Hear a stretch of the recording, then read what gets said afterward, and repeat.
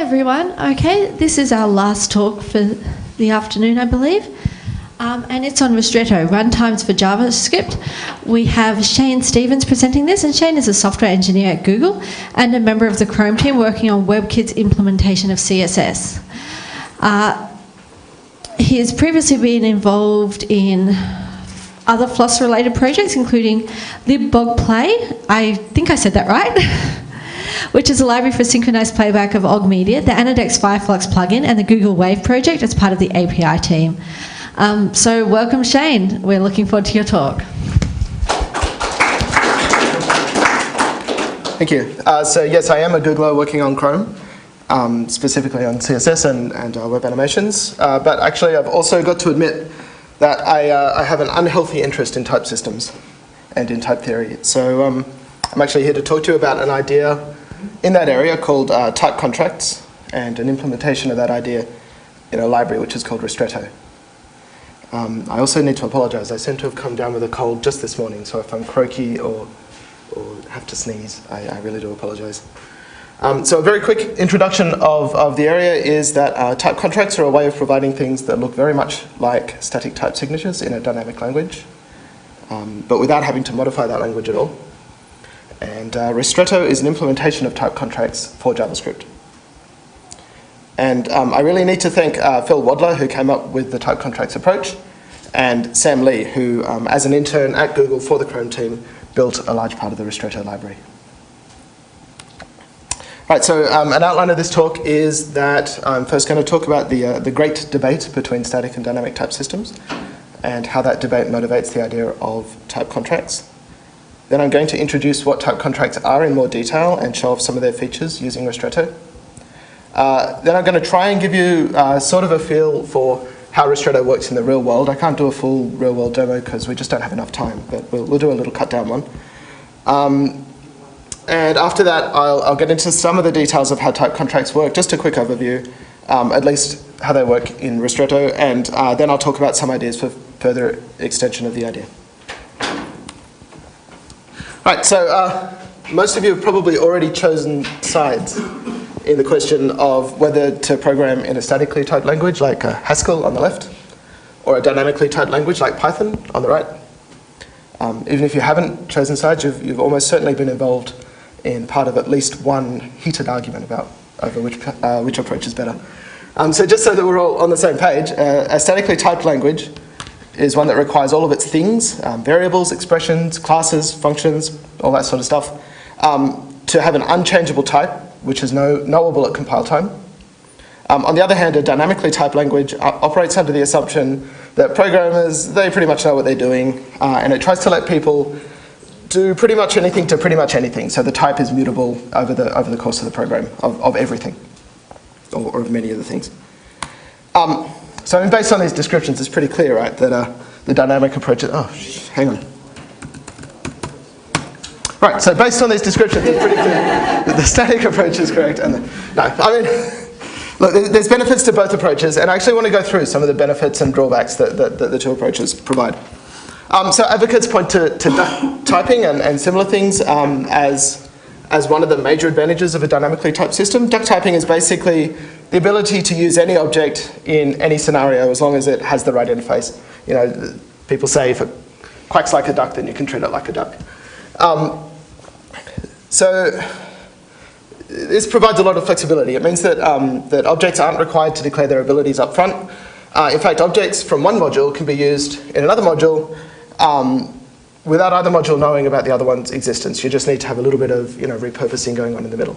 Okay, so that's one of the major benefits of a dynamic type system. Dynamic language programmers also claim that their languages allow for faster implementation and faster refactoring because small changes in responsibility don't fan out all the way through the types in the system. And they claim that their languages are easier to learn because neophytes aren't burdened with learning a potentially complex type system at the same time as they're learning the language. Right, so all of these advantages point to a picture of flexibility or tolerance as the basic advantage behind dynamic typing. On the other hand, the advocates of static type systems and static languages point out that the type systems in these languages allow for early elimination of a whole range of errors that would otherwise need to be tested for. They also claim that statically typed compilers produce faster programs, and that type information is actually a form of self-generated documentation. Not only self-generated documentation, but documentation which is always consistent with the code. And this points to static languages being all about, structure, rigor, high information content, giving the compiler more to work with. So the debate between static typing and dynamic typing, as exemplified here by Haskell and Python, can be recast into a debate between structure and flexibility. Do we give the computer extra information about what we're trying to do and let it help us find bugs and go fast? And accept that in order to do so that we have to restrict ourselves to obeying the rules and regulations of whatever type system the language provides? Or instead do we strive for generality, for the ability to program pretty much in any way we see fit, and accept that this means we're on our own as far as correctness is concerned? And when you think about it, any individual argument between static type system programmers and dynamic type system programmers basically comes down to this, to structure versus flexibility. Testing, for example, dynamic advocates will say, we're much better at unit tests. We can write more unit tests because you can be much more invasive and you have more access into the objects and blah, blah, blah, blah, blah. And static programmer will turn around and say, well, yeah, but wait a minute, we don't need to write as many unit tests because we've already given all this information. We've got much more structure that we've given to the compiler. Okay, so structure versus flexibility. What if we could use both of these approaches? So it turns out, at least to a certain extent, that we can, and that the idea which lets us do this has actually been around for quite a long time. The idea is contracts. The contracts date back at least as far as the ARFL programming language. That was invented by Bertrand Meyer in 1986. And contracts are just programmer-specified properties of code. Like type information, they provide information and documentation about expectations and guarantees of functions and invariants of data types. For example, a contract might indicate that the input to a function must never be negative, or that a function will always provide a sorted output, or even that a tree data type will always have more nodes on the right-hand side than on the left-hand side. However, unlike type information, contracts are generally checked at runtime, and they're often only checked during development. And so the idea of contracts provides a number of advantages and disadvantages. On the advantages side, type system complexity is generally limited by the ability of the developers of a language to build efficient type solvers. Without an efficient type solver, compilation would be just too expensive. But on the other hand, contracts only make point checks on data, and therefore they can enforce fairly complicated requirements without that complication encompassing the whole program. So contracts can be a lot more complex than type checks can be. Type systems also lay out the shape of a programming language. Haskell, for example, feels very different to C, and this is partly because the Haskell type system requires everything to be side effect free, and also permits partial application of functions. So these are two features of the type system that really impose the way that a programmer uses Haskell. Contracts, on the other hand, are completely optional. You can use them, not at all, partly, or completely in an application. And they can be built on top of rather than into a programming language, right? So contracts don't impose on language design. And in fact, multiple contract systems can happily coexist inside a single programming environment, and they can even have completely incompatible assumptions about what it means to be an object or a function. Okay, so contract systems could be internally inconsistent, which doesn't sound like an advantage, but actually it is. It means that you can use different approaches in different parts of your application as you see fit. So actually, contracts really do feel like just the dynamic programmer's way of importing some of the benefits of a static type system. Hey, we'll have that type system, but we're going to make it more flexible, right? On the other hand, this approach does come with some disadvantages too. So first of all, contracts, unlike types, can't actually prove anything. They operate strictly at the place they're inserted, and they can only inspect values which are actually provided. Contracts can't be used easily, at least, for whole program information. You can't, for example, track the amount of memory used or the number of threads running, because you need to wrap every single place where memory is used, or every single place where you start a new thread, in order to track that effectively. And contracts can be quite expensive. For example, checking that a tree structure is balanced is going to be order n on the size of the tree. And this is generally why contracts don't get used in deployment, that they only get used while you're developing an application. And finally, contracts can be awfully verbose. So when you look at this, these first 2 points are pretty much straightforward extensions of working in a dynamic type environment anyway. Like, if you're working with a dynamic type system, you already can't prove anything, and it's already very hard to look at any kind of whole program properties. The third is mitigated, as I mentioned, by just switching contracts off in deployment. And the fourth is pretty much unavoidable. I mean, we're adding information to the code. You have to be somewhat verbose if you're providing more information. But it can be minimized, and type contracts are actually a way of doing that.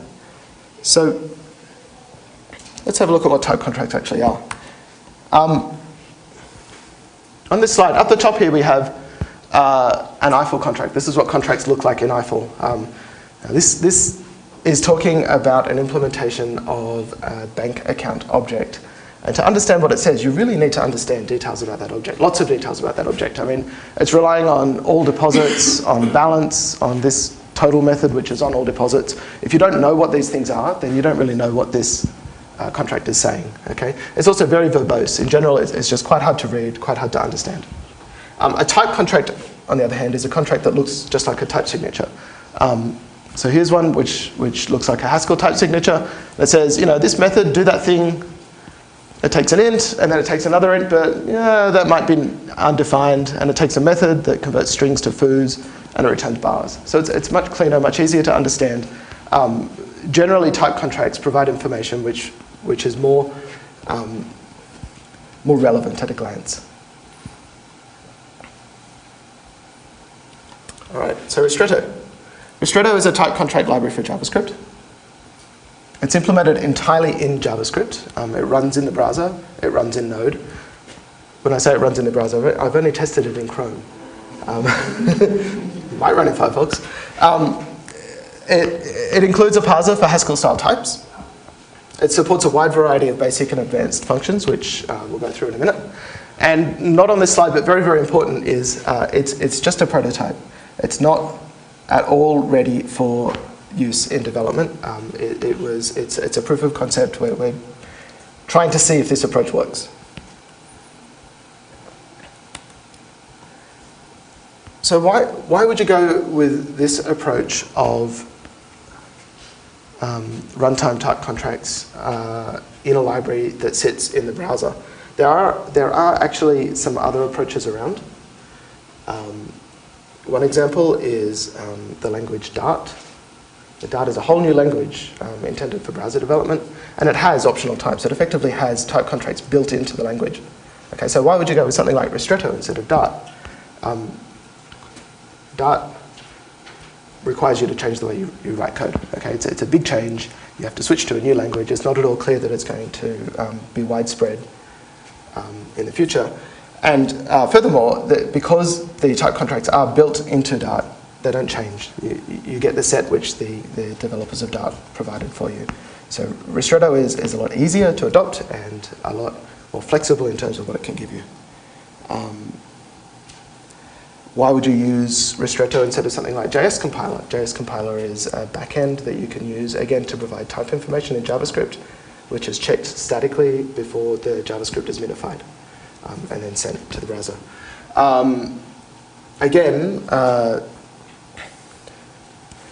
Well, one of the problems with JS Compiler is that it often has to punt on proving a property about the code, because JavaScript is just too flexible, too dynamic to do any sort of meaningful static type checking on. Okay, so it's more of a static check, whereas Ristretto is more of a dynamic check, and as a dynamic check, it fits better with the way that JavaScript works. Right, so what I'd like to do now is take you through some of the features of Ristretto, show you basically how to use it, and then we'll move on to a real-world example. So here we have a very, very simple use of Ristretto. We pull in the Ristretto library. We grab T, which is the basic function you use for providing type information.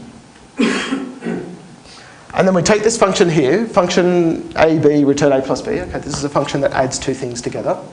and we wrap this function in a type signature. Okay, so by calling t and providing it with a type signature, what we're doing is we're getting back another function, which we're putting in this var add, that we can then use as a function, right? But before the function is called, the types of the inputs are going to be checked, that they're both integers, and after the function returns, the type of the result is also going to be checked. Does that make sense? Yeah, good. So if we call add with 4 and 5.0, with 4 and the string 5, with false and 5, and with 4 and 5.5, how many of these are going to succeed?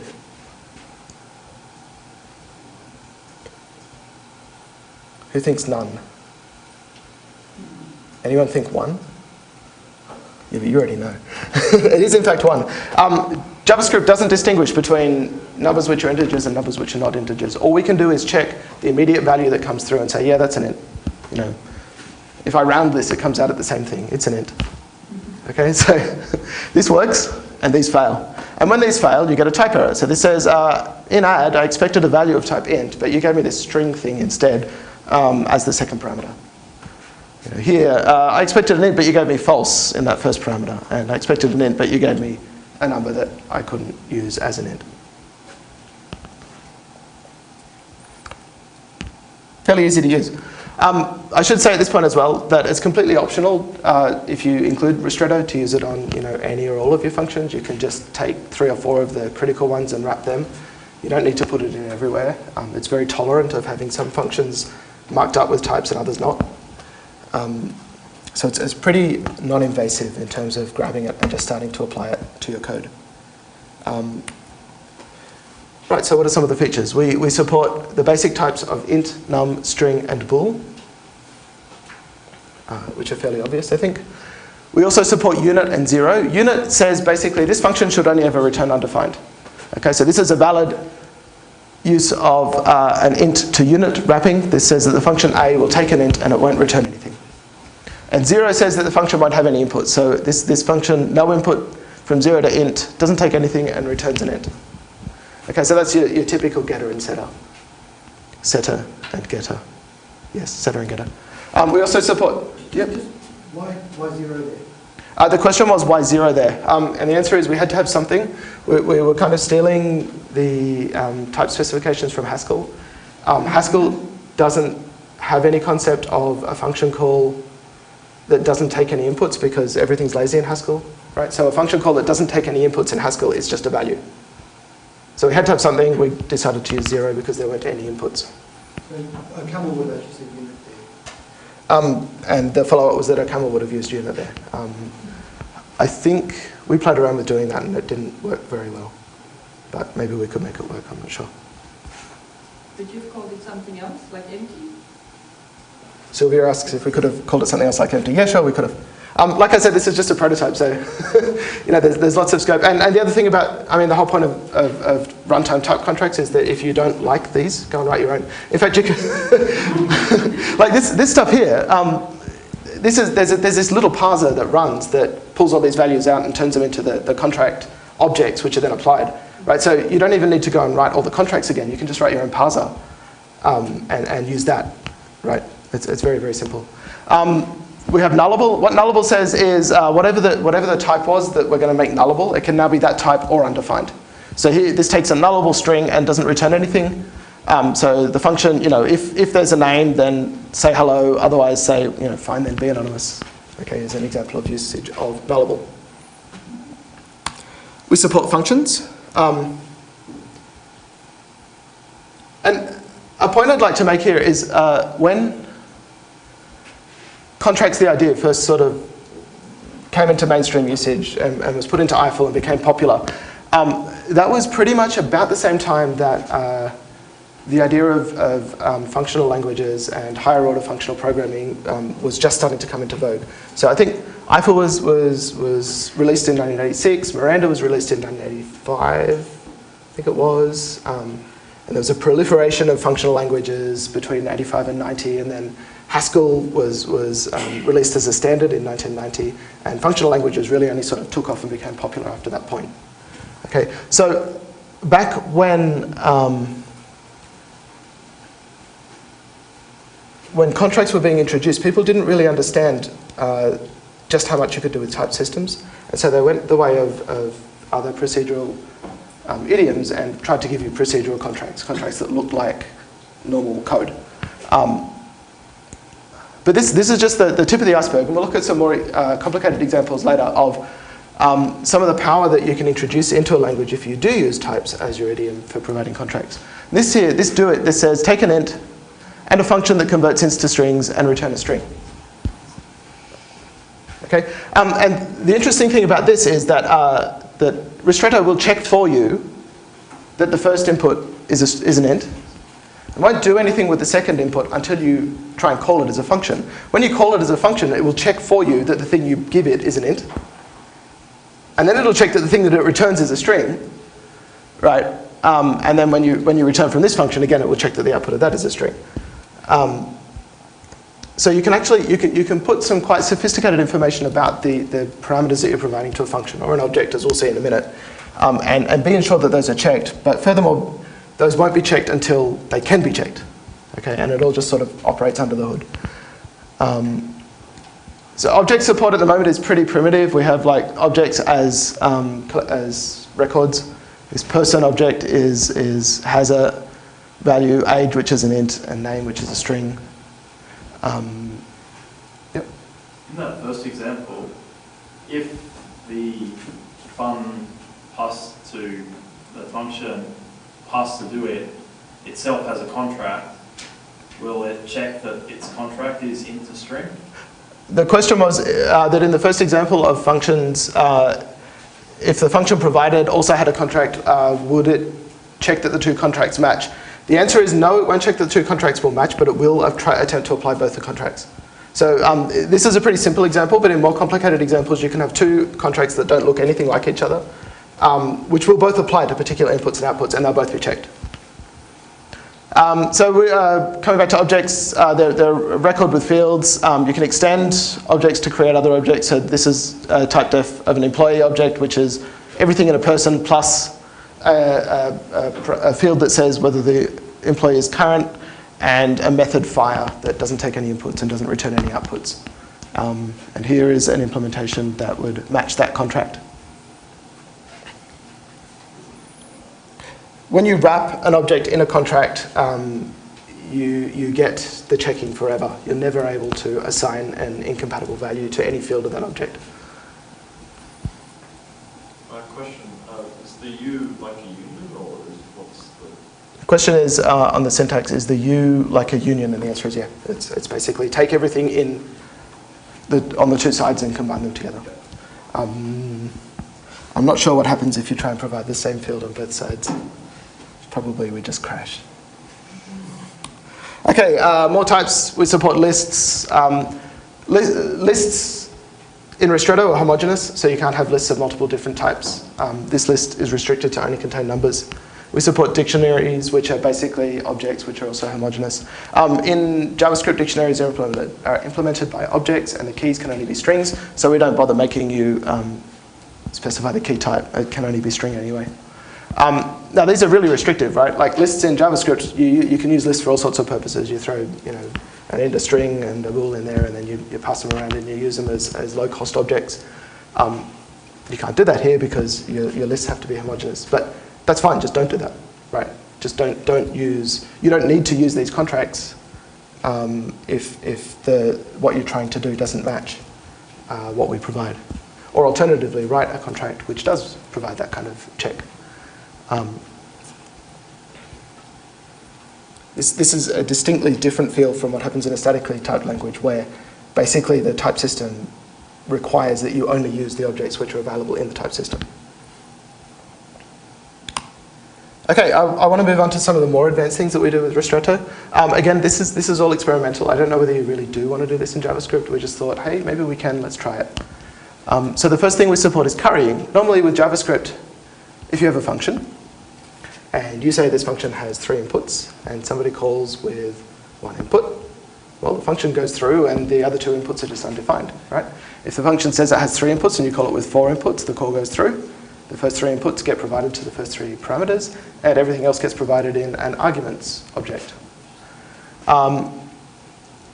if you wrap your function in a Ristretto function type signature, we provide quite different behavior.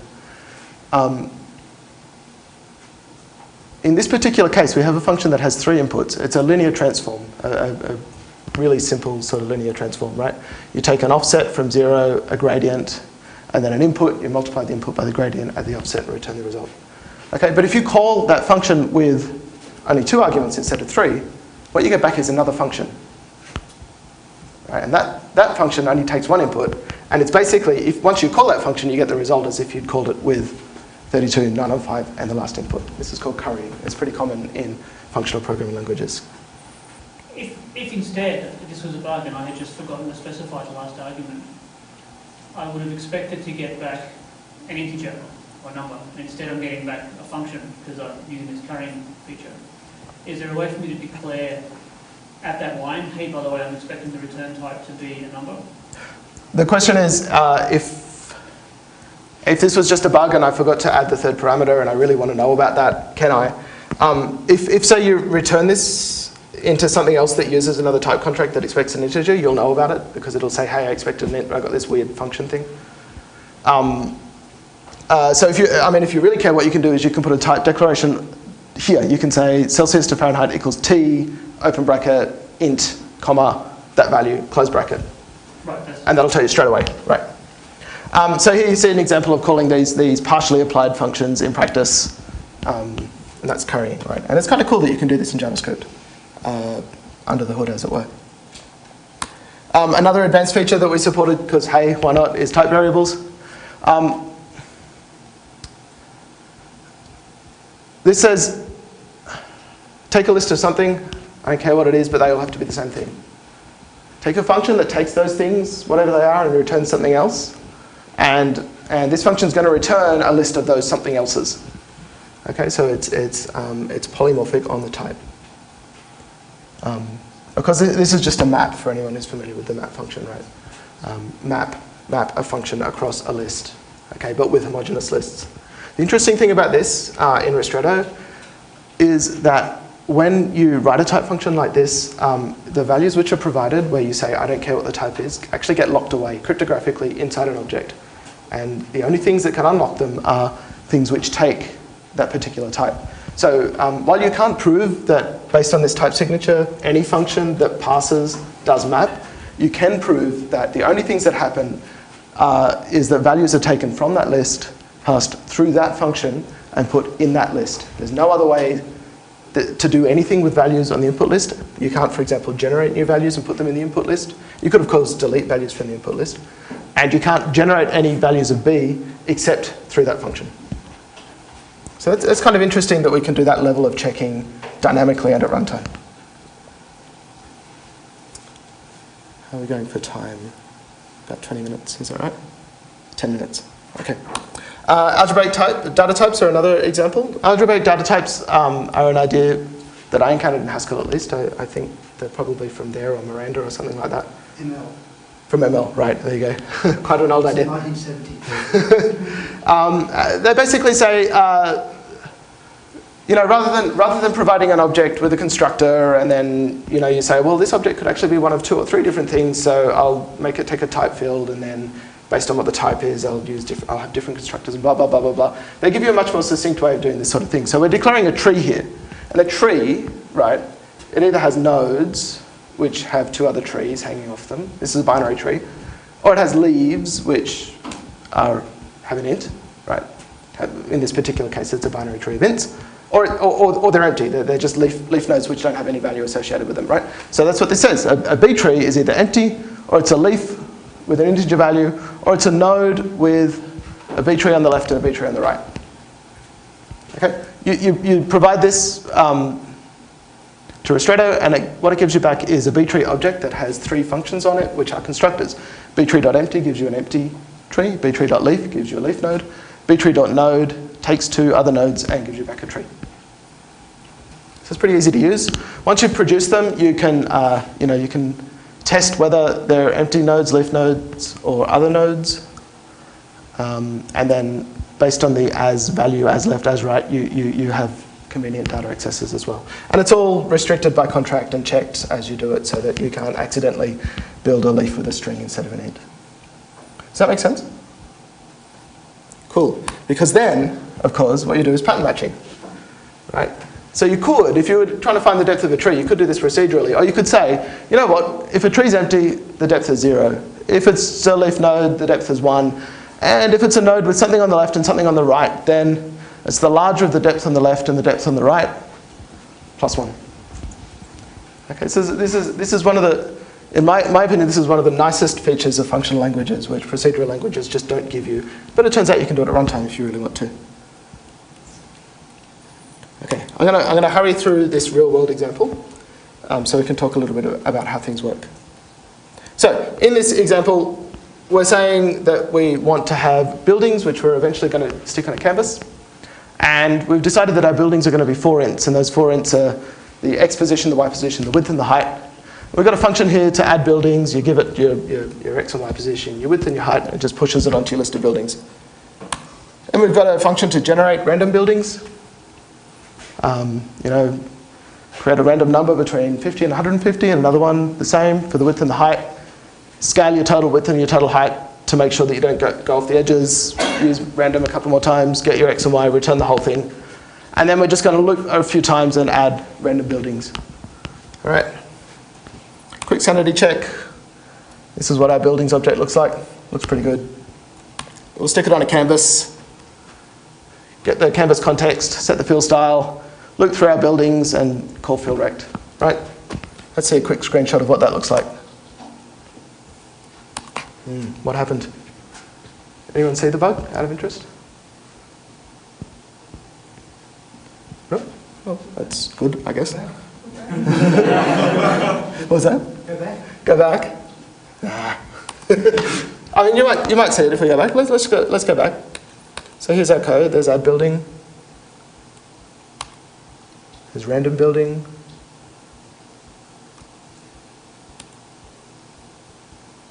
There's the code to stick stuff on a canvas. Anyone see the bug that time? Excellent. All right. Let's mark it up with Ristretto and see what we can find out. So here's our random building code. Random building doesn't take any inputs and returns a list of int. Cool.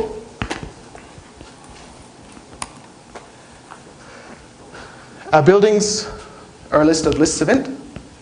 And our add building takes that list of int from random building and doesn't return anything. All right, let's run it and we'll see what happens.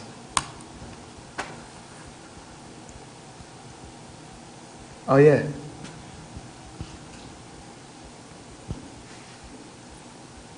So what we were doing is we were saying that this function takes an x, a y, a width and a height, but we were calling it with a list of x, y, width and height, right? And then JavaScript being, you know what you're doing, I'm sure what you're doing is right, grabs that and sticks it in as the first argument as x, right? So you have a list where the first value is in a list, and then puts undefined, undefined, undefined as the other 3 values, right? And then you look at buildings, and building says, yeah, I'm a list of lists, and you go, right, that's cool. And actually, you know, not quite this simple, but things slightly more complicated than this have literally taken me hours to track down in the real world, because you just don't see what you don't expect to see.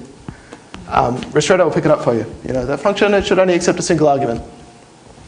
Cool, okay, so we'll fix that. That's pretty easy to fix once we know it's there. And we'll run it again, and random building expected value of type int, but given clearly not an int. Well, of course, math.random doesn't return ints, it returns doubles. And, you know, therefore, with height x and y not going to be ints, they're going to just be numbers. Okay, so this is actually important. Canvas does accept values which aren't int, but if you give it values which aren't int, it just does its best, so you'll get like blurry edges and stuff. So, you know, it actually matters. I'll skip past this. There's a screenshot. Hooray, it worked. How does it work? Okay, so primitives. T passes primitives through. It can't really do anything meaningful with them except just check at invocation that the type is correct. So with primitives, you're kind of on your own. If you just say, I assume this is an int, when you define the int for the first time, it'll check it, but it can't keep track of it after that. Right? And the output is completely unmodified. T wraps functions. The argument list length is checked on wrap, so it'll pick up things like we saw. Inputs are checked on invocation, so when you call the function, we'll check that the inputs are correct, and the result is checked on return. And actually, with a function, we peel it off in, argument by argument, and this is also how we support the partial application. So a function contract is usually a contract with a primitive on the left, and it returns a function on the right. With objects, T replaces the contents of the object. Each field type is checked, and field types are enforced forever using define setup. Okay, so what else could we do with this? We could add some kind of dependent types. Dependent types are really easy when you're doing it dynamically because you don't need to write a consistent type checker. Hooray. We could do integration with JavaScript engines. Now that you have all this lovely crunchy type information that people are expecting to be right, JavaScript engines can make use of that to make things go faster, which, as you recall, was one of the advantages of a static type system. And of course, you could use it to do some kind of static type checker tool as well if you wanted. Here's a bunch of links. There's a Ristretto homepage. There's a really good Ristretto users guide because Sam Lee, the intern, was awesome. This is me. Feel free to drop me an email if you want more information. Here's all the photo sources, and that's it. Are there any questions?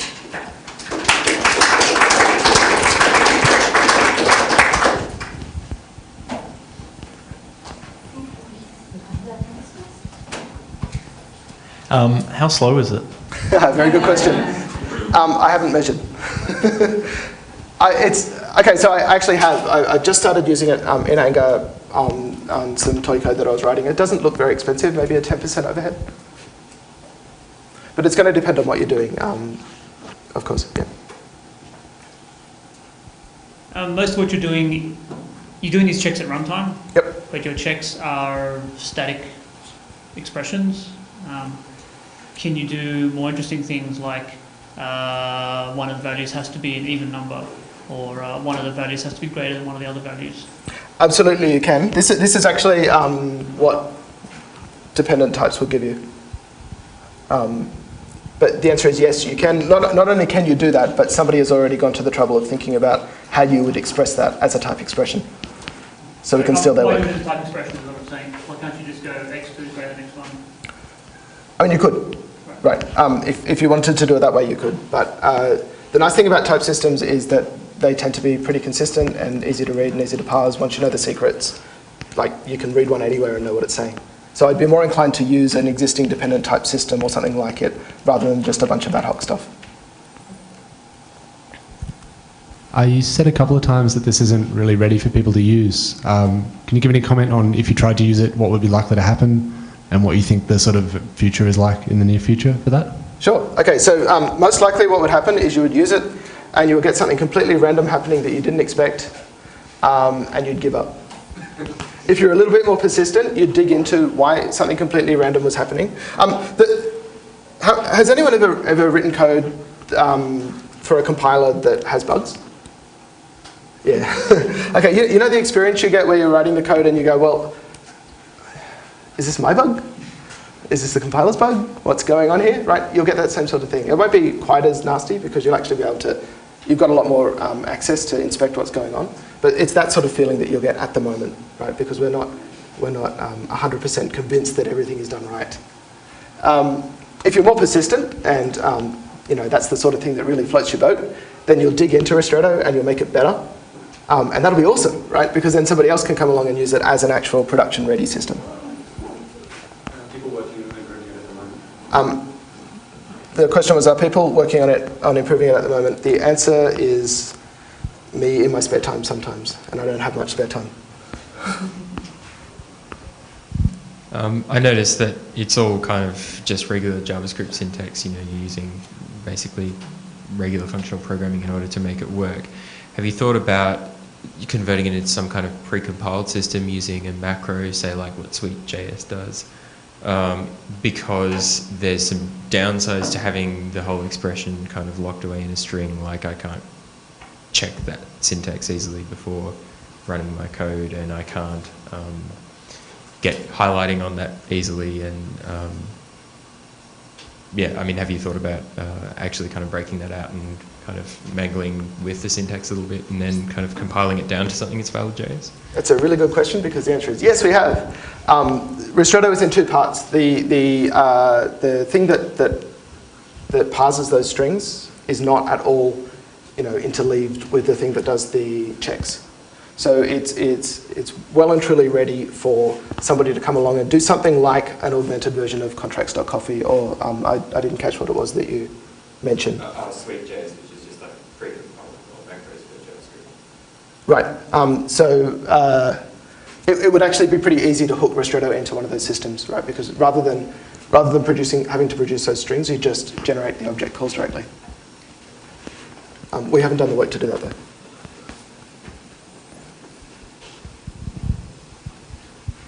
Have you looked into combining this with something like JS Compiler? I can think of, if you make JS Compiler aware of your type annotation, then you can combine that with this compile time type checking where possible. Yes, we have. And actually, while that would work, an even better thing to do would be to take the JS Compiler type annotations and turn them into our type objects. Or describe yours in the meta sort of structured comments that JS Compiler things typically use. So that the JS Compiler could both check at runtime if possible or generate runtime checks. Exactly. Yeah, exactly. Yeah. I'm really interested in doing that at some stage. I just need to set aside a couple of months to do it. Do we have any more questions? Over there.